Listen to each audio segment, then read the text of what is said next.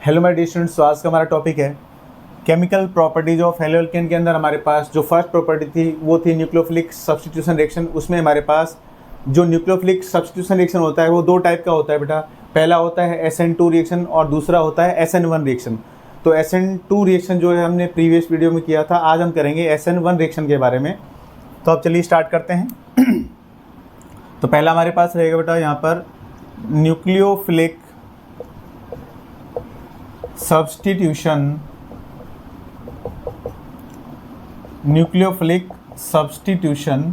Unimolecular reaction.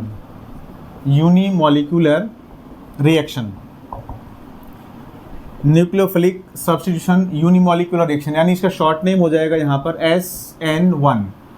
यानी हमारे पास ये हो जाएगा सब्स्टिट्यूशन, न्यूक्लियोफिलिक और यूनिमॉलिक्यूलर रिएक्शन।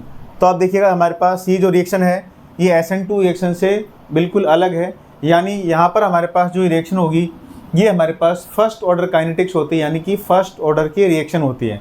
तो देखिए आप हमारे पास this reaction is first order kinetics, means it is first order reaction। Means यहाँ पर ये जो रिएक्शन है हमारे पास कैसी है, फर्स्ट ऑर्डर रिएक्शन है। तो इस रिएक्शन के अंदर हमारे पास मीन्स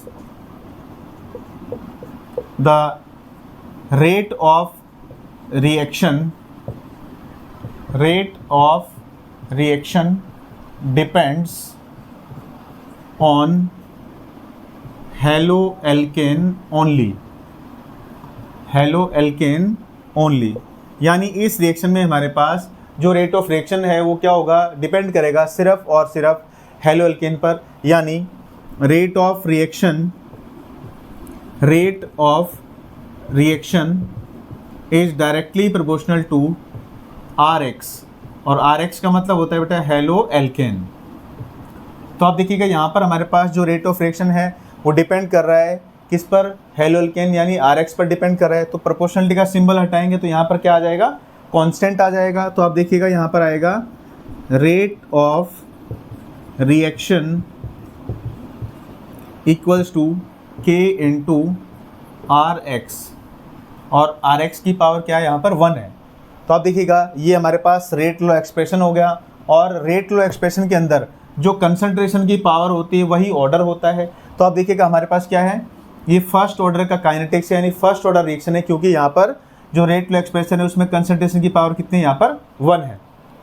तो आप देखिएगा यहाँ पर हमारे पास फर्स्ट ऑर्डर की काइनेटिक्स होने की वजह से यहाँ पर ये जो रिएक्शन है इसमें रेट ऑफ रिएक्शन सिर्फ हेलोअल्केन पर डिपेंड करता है। तो हेलोअल्केन में डिपेंड करने का मतलब है इस रिएक्शन के 2 स्टेप होंगे यहाँ पर। यानी दिस रिएक्शन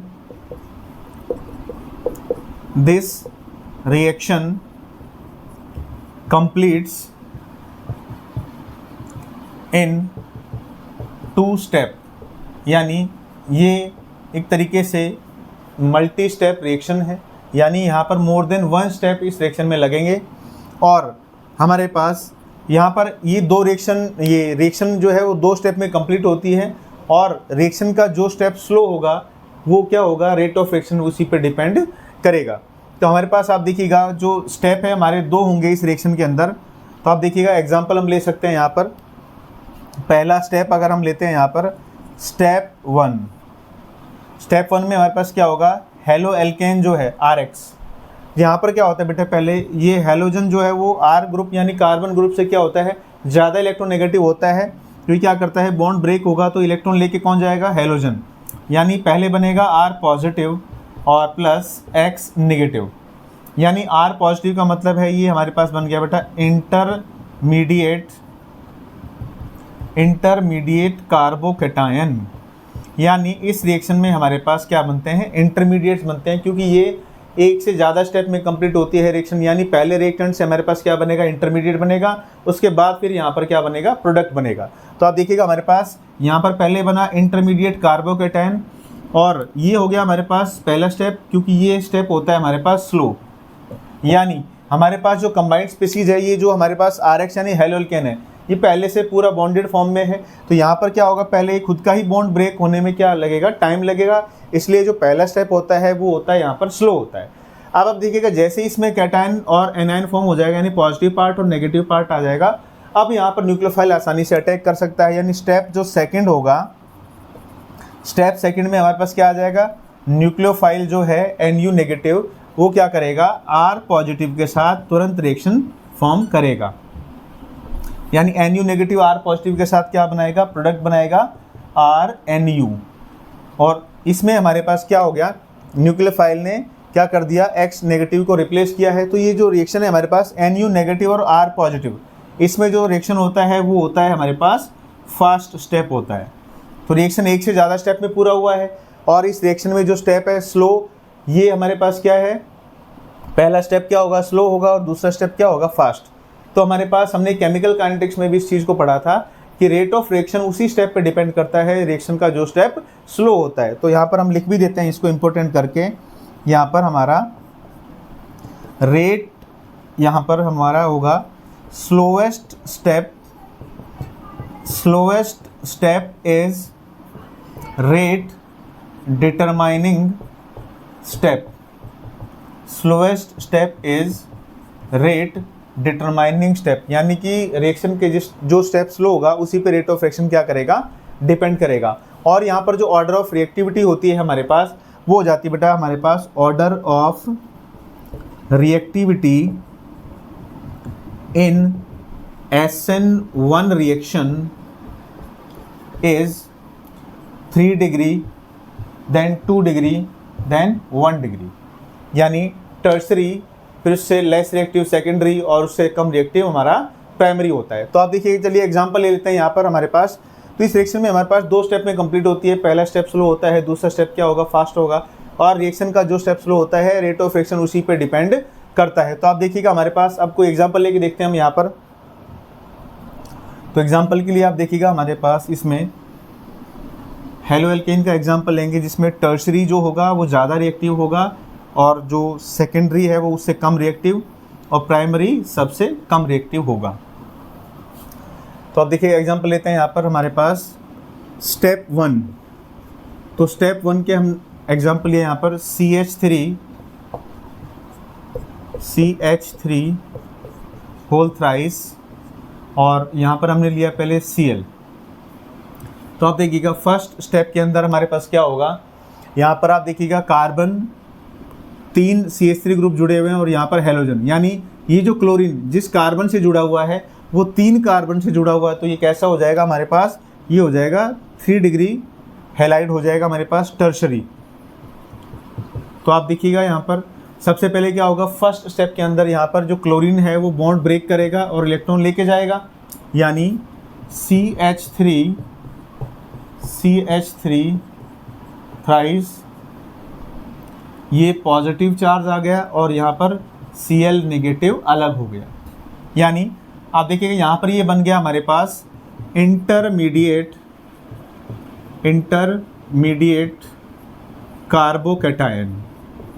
तो हमें पता है कि भाई इंटरमीडिएट जो कार्बोकैटायन फॉर्म होता है, यानी कार्बोकैटायन की जो स्टेबिलिटी है वो सेकेंडरी जो कार्बोकैटायन होता है वो टर्सरी से लेस स्टेबल होता है, और सेकेंडरी जो प्राइमरी से ज़्यादा स्टेबल होता है। यानी अगर हम उसका ऑर्डर चेक करें तो हमारा जो कार्बोकैटायन का ऑर्डर होता है वो भी क्या होता है, 3 डिग्री, और डिक्रीजिंग में उसके बाद फिर सेकेंडरी, और उसके बाद फिर हमारा 1 डिग्री यानी कि प्राइमरी होता है। तो आप देखिएगा यहाँ पर हमारे पास जो 3 डिग्री कार्बोकैटायन है वो ज़्यादा स्टेबल क्यों है, क्योंकि आप देखिएगा यहाँ पर हमारे पास कार्बन का चार्ज है पॉजिटिव। तो कार्बन का पॉजिटिव चार्ज को न्यूट्रलाइज करने के लिए हमारे पास जो CH3 ग्रुप हैं वो क्या करेंगे, हमारे पास इफेक्ट लगाएंगे। यानी CH3 का जो ग्रुप होता है वो इलेक्ट्रॉन डोनेटिंग नेचर का होता है, यानी इस कार्बन को स्टेबलाइज करने के लिए यहाँ पर 3 जो CH3 है वो क्या करेंगे, इलेक्ट्रॉन पुश करेंगे यहाँ पर। तो यहाँ पर कार्बन का जो पॉजिटिव चार्ज है वो क्या हो जाएगा, स्टेबलाइज हो जाएगा। यानी टर्सरी कार्बोकैटायन हमारे पास क्या होता है, ज़्यादा स्टेबल होता है। तो आप देखिएगा इस सेक्शन का ये जो स्टेप होता है ये स्लो स्टेप होता है। अब देखिएगा जो स्टेप नंबर 2 होगा, स्टेप 2। तो स्टेप 2 में क्या होगा, अब हमारे पास न्यूक्लियोफाइल आ जाएगा, आराम से आसानी से वो जुड़ जाएगा। तो आप देखिएगा यहाँ पर हमारे पास CH3 CH3 और यहाँ पर चार्ज पॉजिटिव है। अब यहाँ पर न्यूक्लियोफाइल आराम से क्या कर सकता है, अटैक करेगा, क्योंकि ये स्टेबलाइज फॉर्म में था। अब देखिएगा जो सेकंड स्टेप है जहाँ पर पॉजिटिव और नेगेटिव क्या हो जाएगा, आराम से क्या हो जाएगा, ऐड हो जाएगा। तो CH3 और OH, ये यहाँ पर हमारे पास जो स्टेप होगा ये फास्ट स्टेप होता है। तो अगर हम कॉन्फ़िगरेशन की अगर हम बात करें तो SN2 जो रिएक्शन होता है वो हमारा बेटा इन्वर्जन पे काम करता है, और ये जो होता है हमारा ये SN1 रिएक्शन, इसमें क्या होता है, हमारा रिटेंशन भी होता है और इन्वर्जन भी होता है। तो हम क्या कर सकते हैं, ग्रुप को यहाँ पे अटैक करा सकते हैं और पीछे की तरफ से भी अटैक हो जाएगा। तो यहाँ पर जो है SN1 रिएक्शन के अंदर हमारा इन्वर्जन और रिटेंशन दोनों पार्ट बनते हैं, यानी कि रेसमिक मिक्सचर बनता है। तो SN1 में हमारे पास रेसमिक मिक्सचर फॉर्म होता है। तो आप देखिएगा हमारा जो इस रिएक्शन में जो स्टेप है पहला वाला क्या है, ये स्लो स्टेप है। तो रेट ऑफ रिएक्शन क्या करेगा, इसी पे डिपेंड करेगा। तो SN1 रिएक्शन के अंदर हमारा जो ऑर्डर ऑफ रिएक्टिविटी होगा वो क्या होगा, 3 डिग्री, फिर 2 डिग्री, उसके बाद फिर हो जाएगा 1 डिग्री, यानी हमारे पास ये हो जाएगा टर्शरी, उसके बाद फिर सेकेंडरी, और इसके बाद फिर हमारे पास क्या हो जाएगा, प्राइमरी, जो है SN1 रिएक्शन के अंदर सबसे लेस रिएक्टिव होगा टुवर्ड्स SN1 रिएक्शन। तो इस तरीके से हम बेटा SN1 रिएक्शन को अंडरस्टैंड कर सकते हैं। तो हमारी वीडियो अगर आपको अच्छी लगी तो प्लीज़ चैनल को लाइक करें, शेयर करें, सब्सक्राइब करें और बेल आइकन को प्रेस करें। Thank you.